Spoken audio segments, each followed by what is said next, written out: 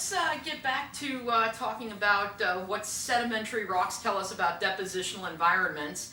And I just want to say, I'm sorry if you hear my cat a lot. His allergies are acting up, so he's he's complaining about that today.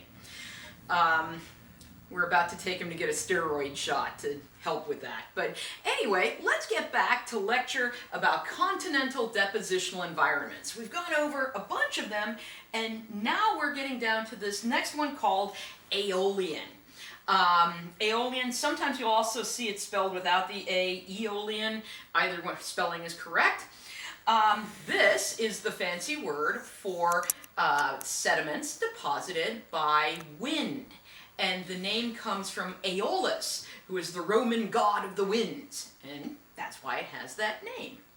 Now, aeolian sediments can be sand or silt and clay.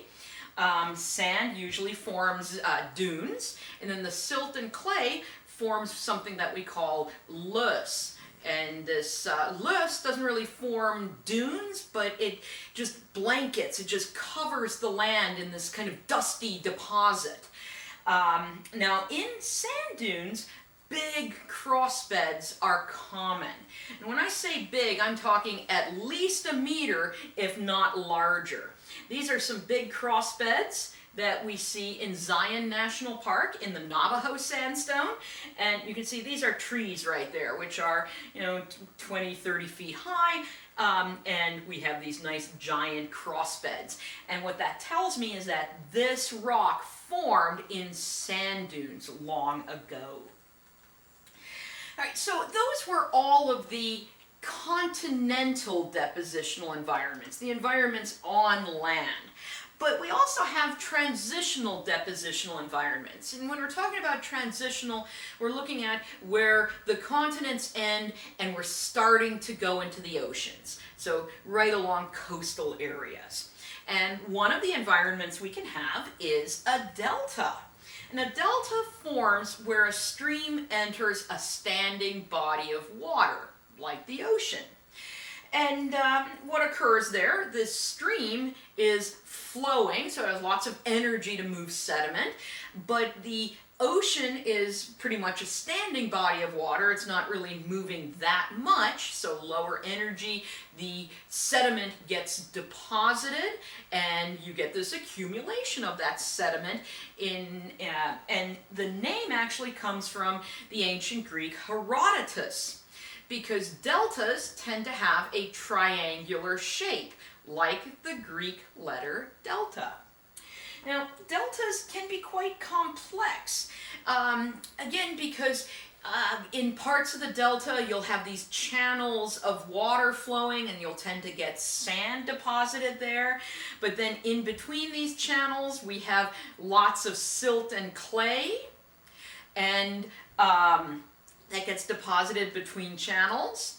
And then you also tend to get quite a bit of coal formed in deltas, because in between those channels you often get a lot of vegetation growing up. But deltas are always kind of shifting around. You have these sea level changes that can happen, and that vegetation will get covered, it'll get buried, and it'll get preserved as coal. So these deltas can be very complex in places. And we can see that in this diagram right here, where we have our river here, but then as it kind of hits the transitional area, where it starts going into the ocean, it's going to try to find the easiest pathway to the ocean. And so you get those channels, you get these sort of floodplain-like mudstones and siltstones, you get places where vegetation is growing, so you get these kind of coal swamp areas, ultimately before we get into the ocean environment. Now, our real-life delta deposits we can see here around Raton Pass in New Mexico. This darker material is both some coal from those like swampy areas as well as those finer grained sediments. And right here, this is one of those channels where the water of the river was flowing out to the sea. All right, another transitional environment we have are barrier islands. And living here in East Texas, You guys should be familiar with barrier islands because places like Galveston Island, South and North Padre Island, Matagorda Island, those are all barrier islands. These are very long, they're elongate, they are a low elevation. In nature, they're usually not more than about 3 meters or so above sea level, and they're very close to shore. They're basically separated from the continent by an area of shallow water, a lagoon, or maybe a tidal flat or marshy area. And often on these barrier islands, you have lots of sandstones being formed.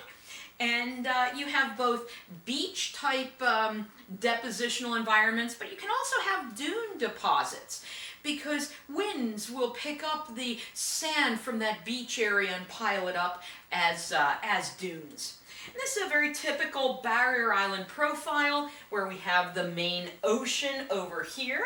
We have this kind of lagoon that separates it from the mainland over here. And so we'll have our beach, we'll have some of those sand dunes that are created, and we'll have kind of areas where vegetation grows. But of course, barrier islands are constantly changing in response to things like storms, hurricanes that hit the coastline.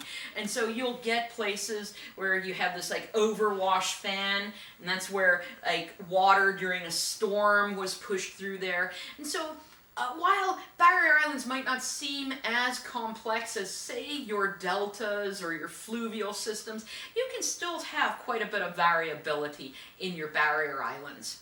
This is North Padre Island in Texas, where we can see the beach. We can see some of those dunes. These happen to be have some vegetation growing on them. Now, another transitional environment is a lagoon.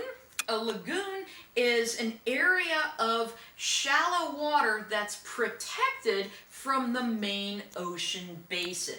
And it might be protected by a barrier island, it might be protected by a reef system, but it is protected from the stronger wave energy of the ocean. You'll tend to get silt and clay accumulating there, your finer grained sediments, because it is a lower energy environment. Remember, when we're talking about sediments, if we have high energy, lots of movement of water or so, you get the bigger clasts, you get the bigger sediments. Low energy, quiet, calm water, you get finer grained stuff. So we get silt and clay, the finer grained material. You also often find lots of fossils in these lagoon areas because since it's a protected area of water, it's actually a very nice place for many organisms to live. So you get fossils of mollusks, which can include things like clams and stuff. You get worms and also the burrows that they create into the sediment, as well as other fossils that we will be talking about more when we get to the fossil topic. These are some kind of lagoonal deposits at Chaco Canyon National Park. Actually, I think it's a National Historic Park, but we have these fine-grained sediments, but we do also see some coal layers in there because this was a near-shore area where we had some swamps, we had some protected areas of the lagoon. All right, another transitional environment is a tidal flat. A tidal flat is an area that is above water at low tide, but covered by water at high tide. And so it's a very challenging environment for organisms to live in because every day they experience times when they are submerged or above water. But you do still get many fossils in tidal flats.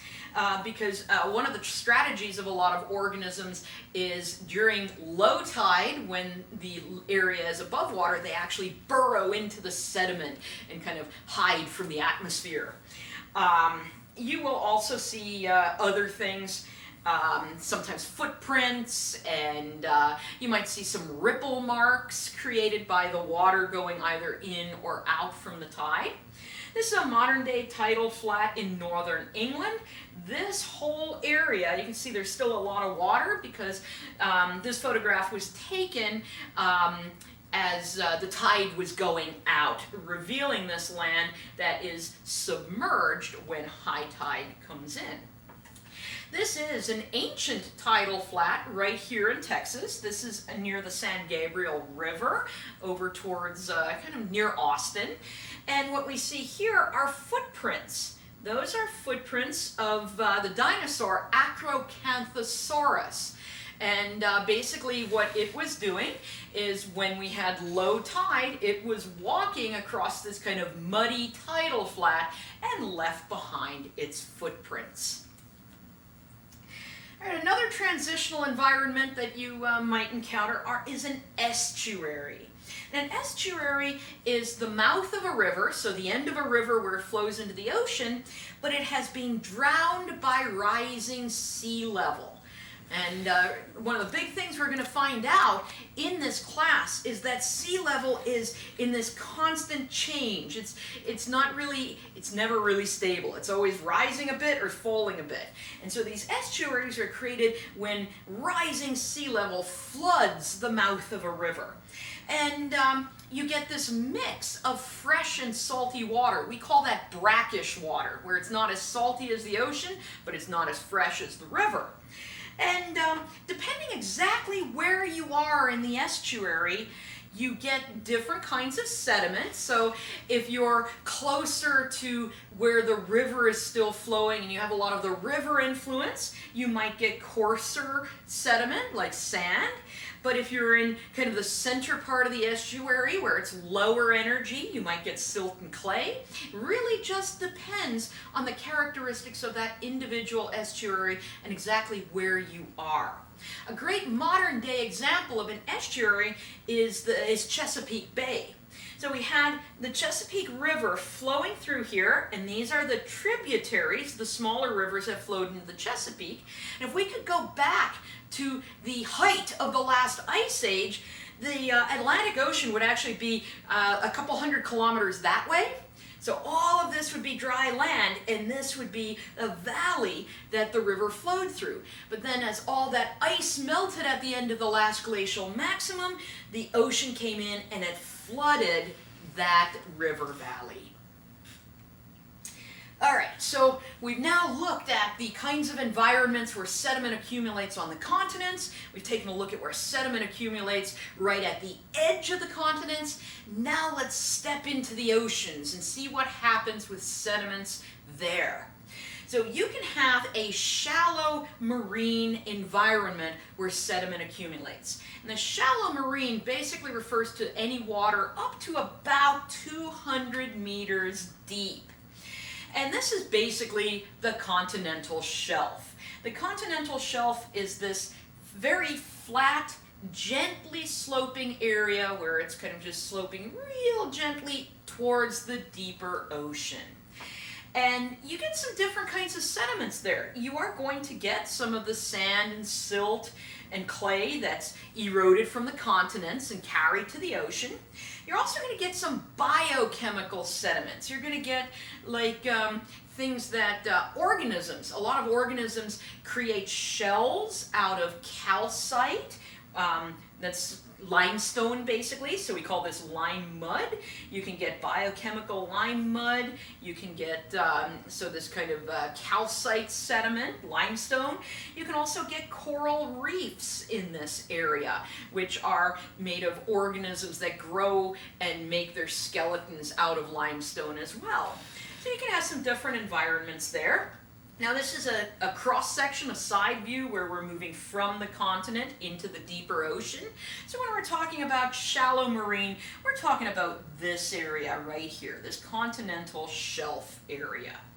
And just to drive home the fact that the sediments can be different, right here, this is the continent, often close to the continent, right where we're entering the ocean. We tend to get sand and silt from land, and then we get some finer grain stuff, the mud, which ultimately creates shale, and then when we get into a little bit deeper water, we get things, it's called the carbonate facies. Carbonate rocks are things like limestones.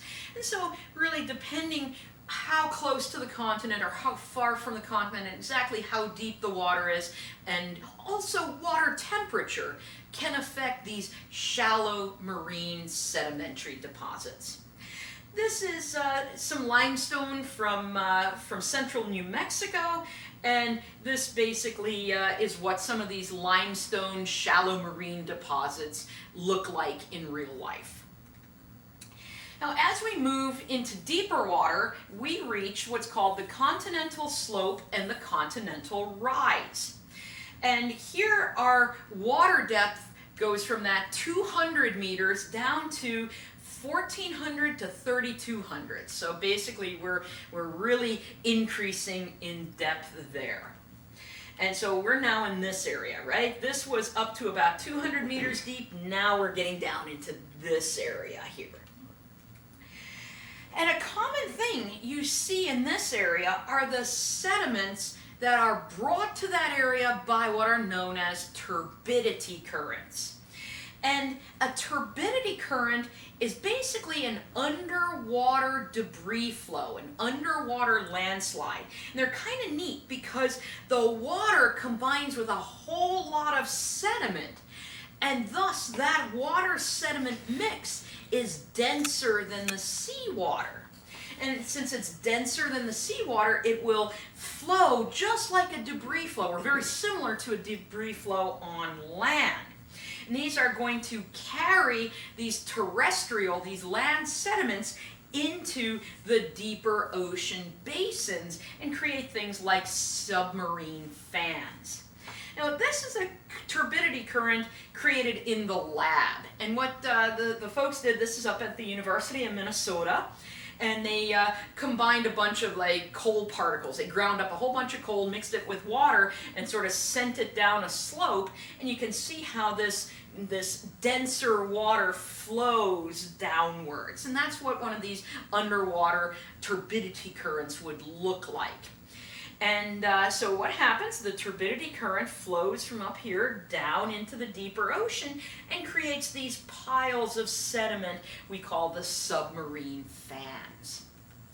This is what some real-life turbidity current sediments look like. These are preserved off in the Cambrian Mountains in Wales. All right, now our last of the marine environments are the deep marine environments. So now we're in the really deep ocean basins.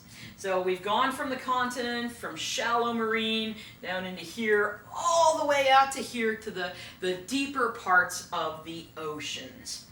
And we don't get a whole lot of sediment accumulating there. And that's because we're very far from the continents, where your typical sand would be washing off from being carried by the rivers. We're a long way from that, so we don't get that much sediment there. We do get a bit of silt and clay. Oftentimes this is actually blown in, right? Remember earlier this year we had the Saharan dust, where there's a big plume of dust that was picked up in the Sahara Desert and blown over the Atlantic Ocean.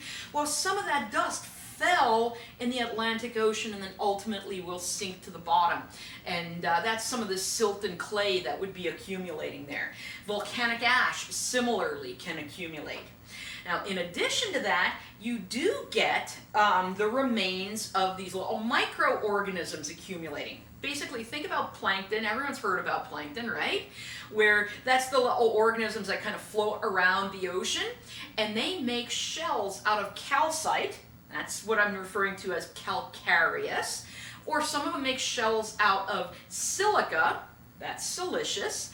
And so we have these organisms with the calcareous and silicious shells floating around out there, and eventually they die and they sink to the bottom of the ocean, and that material slowly accumulates out there. And so you get some of that sediment. Then you also get drop stones from icebergs. Right? Icebergs will break off. This is called calving, but they'll break off of glaciers in places like Iceland and Antarctica and Greenland, and then they'll float around in the ocean. But icebergs aren't pure water. They've picked up sediment when they were on land. They've picked up little pebbles and big rocks and stuff, and then as they melt in the ocean, they end up dropping these, and those rocks fall to the bottom of the ocean. And so this is typical deep ocean sediment, where I said it's really, really fine grained, right? It's just the tiny silt and tiny clay and stuff like that, maybe some of those siliceous shells. This is a drop stone. So this was held in a glacier somewhere, and then it basically, when the glacier melted, that stone came down through the water and it fell onto the bottom and got preserved there. And so those are some of the types of sediments we would have in our marine environments.